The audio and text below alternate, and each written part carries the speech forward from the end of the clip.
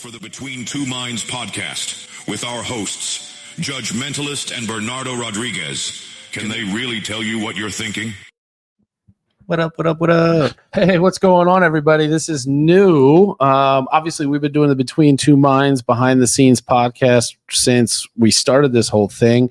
But this is the first time that we're venturing out and live streaming it. So here we are, and we are at the Rochester Fringe Festival in lovely and wonderful Rochester, New York, which is pretty cool.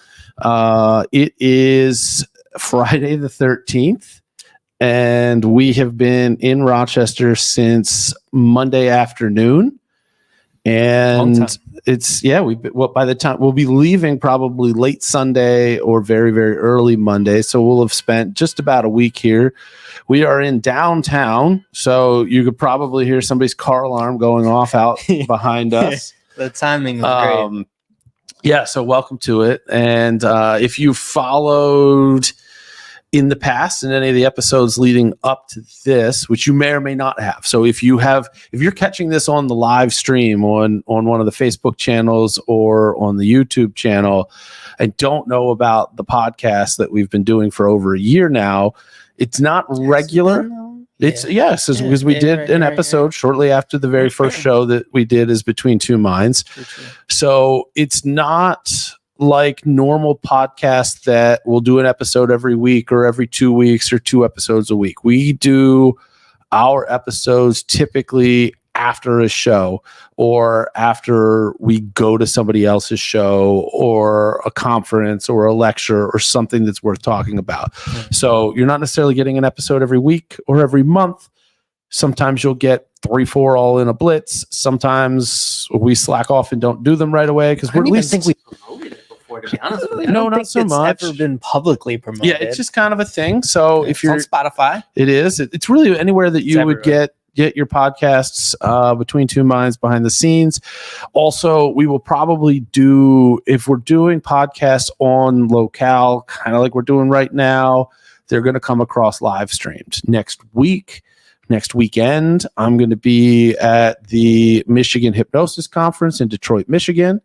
From there, I will be interviewing a handful. I've been hired to be the official podcaster for that event. So assuming that I've got a quality Wi-Fi connection, you're going to see those interviews coming across this exact channel, and then they'll also end up on the regular feed because that's what we do. So, check that out. Make sure you're following Judge Mentalist is the YouTube channel. On Facebook, either Judge Mentalist or Between Two Minds. They'll live stream in either of those places. So, but yeah, back to the matter at hand. Here we are in Rochester and at the Fringe Fest. You've had 3 shows so far. I've had 1. Let's run through what your experience has been so far. Yeah. I mean, the experience has been great. Really learning how to adapt has been the biggest thing here. Obviously, anybody that has seen the Between Two Minds show, there's a certain threshold of individuals we need in order to do certain effects. So I've had to adapt. My first show was on Tuesday at 5 p.m. I know I'm competing with work and Fringe kind of really giving their big launch on Tuesday as well. Your show was probably one of the first shows on the calendar for Fringe. I think there was one thing at like 9:30 a.m. if I remember correctly, or that might have been for the second show. But fast forward, it was right, 9 a.m. Well, this was like an open thing. Yeah. Part of the book exhibit, which was a free kind of walkthrough sort of things. Yeah. So that was the first live show. The first, you have to show up at a specific time show, 5 to 6 p.m. Between Two Minds at the Spirit Room. Yeah. And it was great. So I only had 4 individuals. Anyone that has seen the show, there's a certain amount of people I typically use for one of my routines, and I've kind of adapted it to work. And I had effects just in case that happened because we got updates every Monday. Anyone that's done Fringe, I'm guessing that's a common trend. And no, every Fringe runs so totally different. fair. So at least updates wise, you get updates. We don't know how or how frequent or what that looks like, but I can't imagine you not getting a ticket. Bro, we still haven't gotten paid for the After Dark show that we did at Charm City Fringe almost a year ago. So, nice. Oh, fair enough. Everyone's different. Yeah. Everyone's different. I didn't know that info. so we get there. I already knew that it was going to be on the lower side. I was only expecting about 2. So getting the 4, that was awesome. Having to adapt the routine, I already had expected it. And I kind of got into the flow of, having an intimate setting. So I was pretty excited. The second show was on Wednesday, 5 p.m. again, competing with work, still early ends of Fringe. I didn't expect a whole lot. So I was ready, and he had his rehearsal that day. Oh, Wednesday was a rough day for us.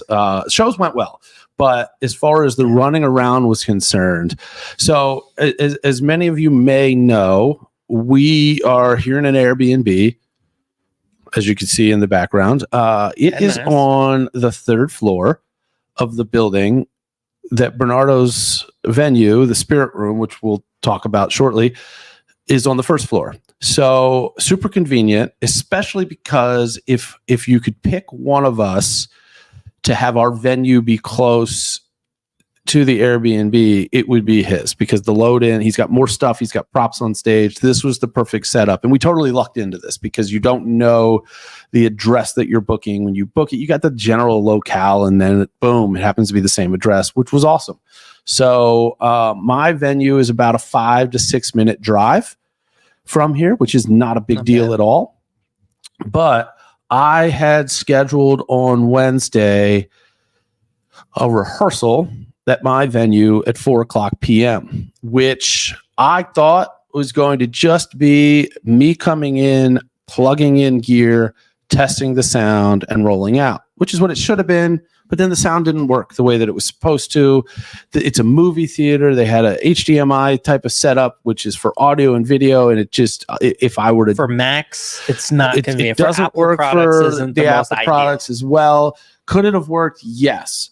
Would my entire set of sound cues been displayed on the big movie screen behind me? Yes. Also, yes. Would that have been weird? Very much so. So I ended up having to pivot. But anyway, so we blew through that.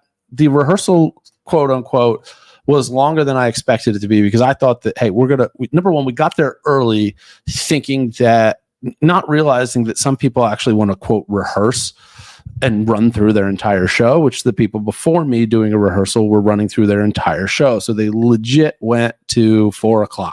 I thought, hey, we're going to roll up here at 3:30. The group in front of us is already going to be done. We're going to plug in. We're going to be done and out of here by 4. Nope. Didn't even start till 4. Things went a little sideways from what our plans were.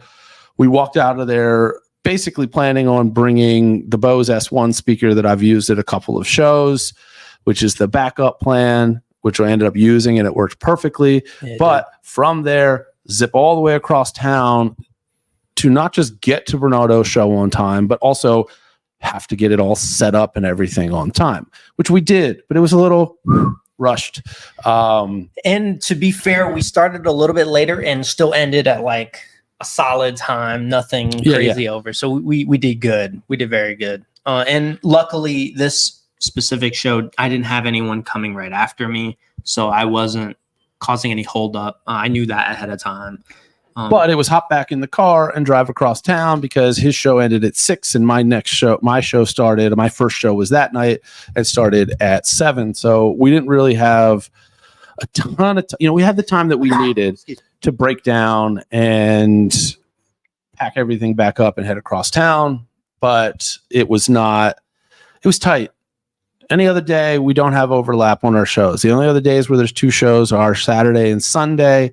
I have 2 shows in the same venue. So if you are looking for something to do, if you are finding this, if you are looking for those things to do at Rochester Fringe, or just you're in Rochester and you are searching for YouTube videos that contain car alarms going off in the background, which I'm sure you can hear. I don't know. Yeah, I don't know if they can hear it. We can hear it. Yeah. I've got 4 shows this weekend. They, as of right now, are not sold out. So there should be tickets available. Some of the show, I think Sunday was even relatively light. So even if our continued promotion efforts blow it up, there's still going to be a seat for you. But grab that ticket when you see this. That's Saturday the 14th, Sunday the 15th. If somehow you're seeing this in time to catch Bernardo's last show, which will be tonight at 7 p.m. at the Spirit Room. If you're in, I feel like it's almost sold out. If you're, it is. That one's very close to being sold out. It probably will sell out. But if you are, I'll tell you, if you are into spooky, if you are into magic, if you are into mind reading, number one, I can't imagine that you're not. If you're actually taking time to watch this or listen to this, if you're in Rochester, even if it's years from now, pop into the Spirit Room. It's a cool ass place. If I were put to the charge of designing a magic themed bar, it probably 80% of what's down there are things that I'd put in place the way that they are. It's spooky, mysterious, and it's like Halloween all year round. It's pretty tight. I'm a fan. Yeah, the cocktails are great. They make great mixed drinks. And the performance area, the first front rows almost looks like an abandoned church kind of setup. Is pretty tight. It's pretty cool. It's a cool spot. Yeah. But so yeah, we had kind of to speed through. I kind of went in. I was like, okay, cool. We're set up. We're gonna probably have about 5 people. That car alarm's gonna go off again. That guy really sucks. And it was gonna be simple. I was gonna do a nice intimate. I was excited for it, just like the first show. Turns out we had a lot more than that. It definitely probably went 4 times the amount. I think we were at least 15, 20 people roughly. Banachek was in the show. Yeah. Shout out to him. That was awesome. We had linked up with him prior the day before and kind of got to chat. And I remember he said, yeah, I had got in on Tuesday and I was thinking about going to see this mentalism show at 5 p.m., but I was just too tired. And I was sitting here next to him thinking, oh God, that was my show. Thinking, thank God you didn't come to that. But it was definitely a nice thought. I didn't expect him to come to the second show. That was really cool. For anyone that doesn't know, he's a Vegas performer, and he's also here at Fringe. So if you're able to make his shows, I believe he's doing it Saturday and Sunday. I'm flipping to it right now. Yeah, he is finding that. But it was great. That show was tight. We have Friday at 8:15 p.m. and Saturday at 8 p.m. and then on Sunday at 2:30 p.m. We're definitely going to try to make, hopefully, that Sunday one. Yeah. We're going to be scrambling a bit, but we're going to do our best. So we had that. That show was great. I feel like I was mentally rushed, but once I kind of got kicking, again, this is where the adapting comes from. That's what Fringe is all about, being agile, right, to the situations that you're given. So it was definitely an experience.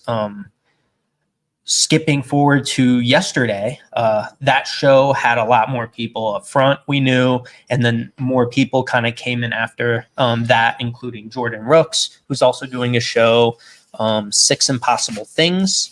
He is doing that today and tomorrow. His shows are, hold on. I think he's also one of the few kids and family shows. So if you guys are is he in that category? Okay, so he's in the kids Fringe category. Sorry, I'm pretty sure. But he was there. No, he had come out to support. Shout out to him. We're definitely going to be seeing his, I believe, Saturday show. Yes, Saturday show.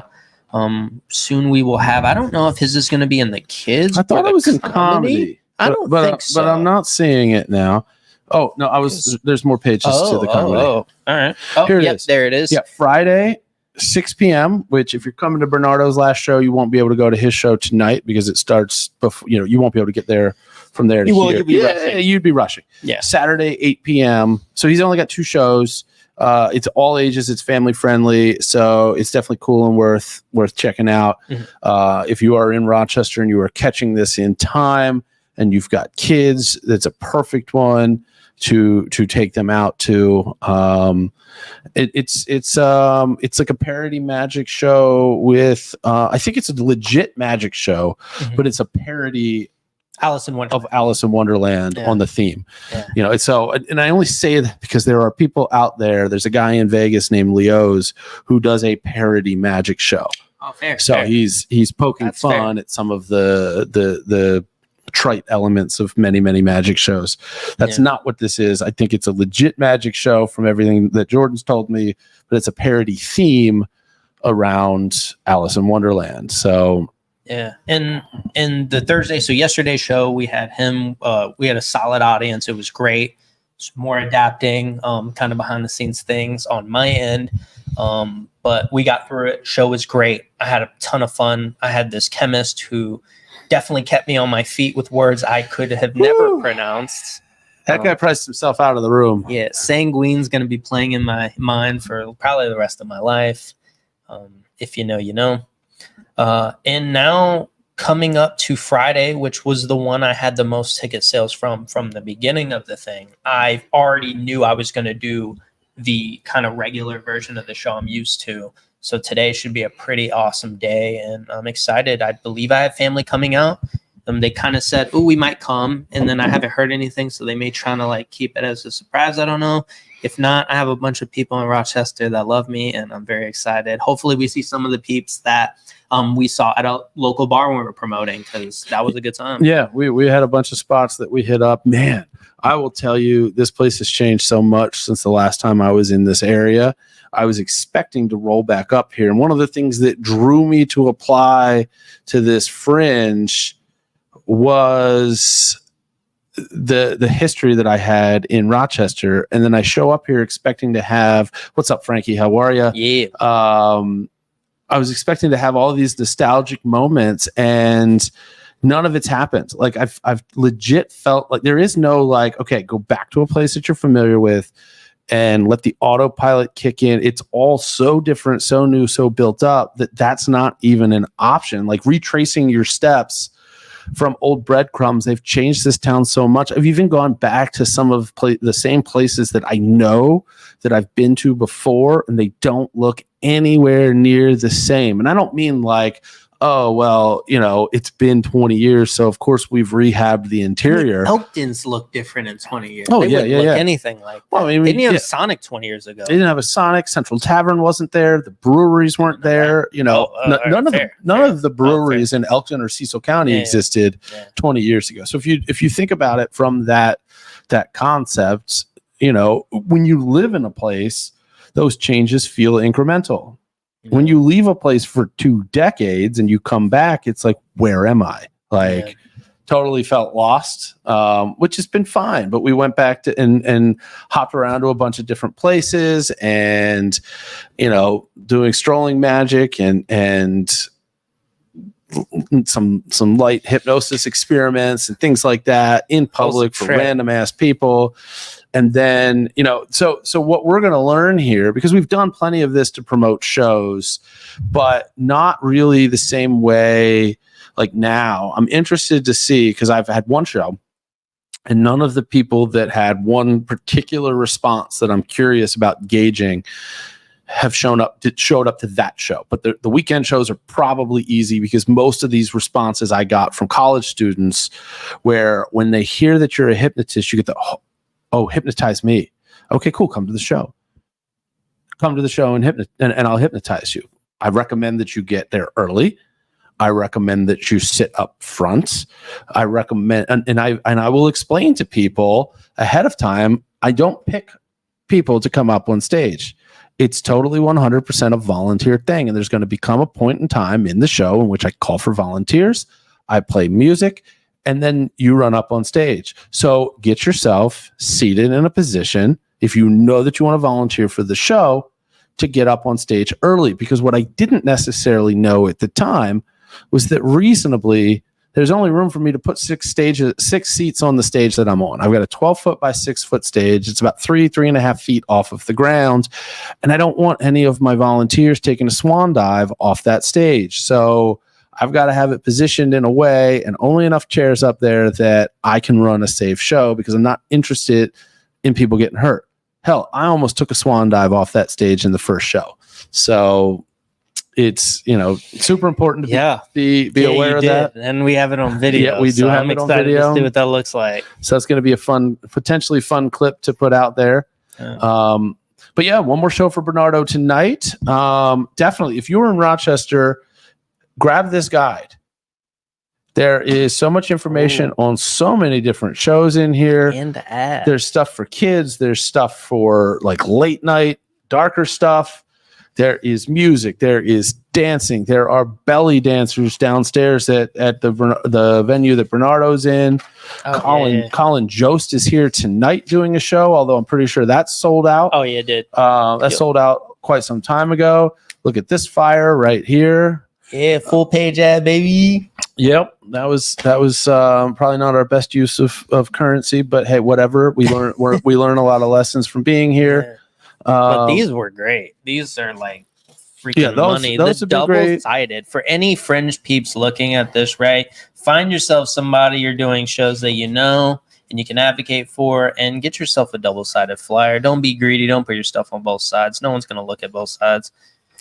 Right. Well, it just gives us the ability to be like up here and then flip it over and see the other show. So we've done a lot of promotion together, which has been great. Thanks, Frankie. Yep. Yeah. So again, come to the Fringe. If you can't make it to this Fringe and you see that there's a Fringe somewhere near you, go check it out, because there's other touring performers. It's a mix, and different Fringes have different layouts, but some of them, there's usually a percentage of which they want people that are touring, and then they want locals and everything. But no matter what, whether it's local or touring artists at a Fringe, you're going to see a lot of different cool stuff. We've seen one show so far that we've kind of had the ability to sit through, Holio's with Lauren's show. That show was crazy. Her venue was super like eerie, because it's this huge auditorium which could in theory hold 900 people. Yeah, she created a smaller space for it within. Yeah, she did the show in the round, and it was kind of immersive and interactive, which was really cool. The acoustics were eerie. It was like she was talking like directly next to you, like she was mic'd up just by talking. It was so crazy. Like I felt like I could hear myself breathe in that spot. But her show was excellent. Highly recommend seeing that as well. She came out to my show, which was really thoughtful of her for sure. Yeah, hers is called Holy O, and I am. Oh, yep. Let's see. Tonight, 9 p.m. Okay. Monday and Tuesday, 9 p.m. Next week, Saturday, 3 p.m. If you're Rochester, if you're still in town, that's Holy. And then nice. Yeah, and if you see these ads running around, you probably will. Yeah, she's been doing a good job of putting herself out there, so shout out to her. We're gonna try to get her on the podcast and interview her, because she's done a lot of other Fringes. So yeah. It looks like she's got at least 6 or 8 Fringes that she's done, in addition to this one, which is pretty cool. And yeah, that's all I got. We just got to get back on the hustle, keep promoting. Yeah. So like I said, come out, see our shows. If not, see one of our other shows. If you're not in that area, find where we're going to be. Or if you want us to come to you and do a show, maybe you've got a nonprofit organization that wants to raise some money, or a school group near you, get them in touch with us. It could be a sports team. It could be a club. It could be really anything. We love doing the nonprofit shows for folks. And if that's the excuse to get us to the area that you're in to do a show, and then you can come support that group, then it sounds to me like almost everybody wins. So yeah, anything you've got other than that? Oh, cool. Well, we'll see you out there. Come to one of our shows, and be sure to tune in when I'm live streaming next weekend from the Michigan Hypnosis Conference, interviewing a whole bunch of interesting people. Thank you for tuning in to the Between Two Minds Behind the Scenes podcast. Be sure to follow us on social media under Between Two Minds with the number 2 instead of TWO, or under Enter the Impossible. Thank you, and we hope to see you back for the next episode.